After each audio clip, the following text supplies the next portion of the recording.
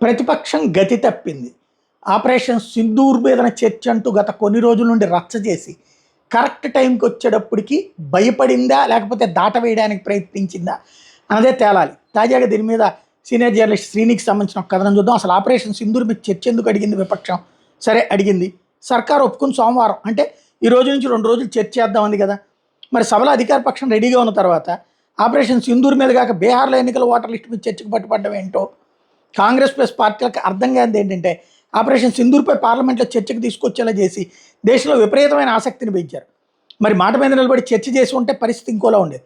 కానీ ఆపరేషన్ సింధూర్పై చర్చ కావాలా వద్దా అని 1కి 2 సార్లు లోక్సభ స్పీకర్ అడితో అడిగించుకుని మాకు బీహార్ పైన చర్చ కావాలంటూ పలచనయింది విపక్షం. నిజంగా వేరే అంశాన్ని లేవనెత్తాలంటే ఆపరేషన్ సింధూర్ చర్చ తర్వాత బోలెడు సమయం ఉండే. కానీ మొత్తం విపక్షం స్ట్రాటజీ ఫెయిల్ చేసుకున్నారు. చాలా ఆశగా ఎదురు చూసిన ప్రజలు మోడీ సర్కార్ను ప్రశ్నలతో జనం ముందు దోషిగా నిలబెడతారనుకున్నా కానీ పలాయన వాదంతో తోవ తీసుకున్నది కారణం విపక్షమే చెప్పాలి అన్నటువంటి పాయింట్ రైజ్ చేస్తున్నారు.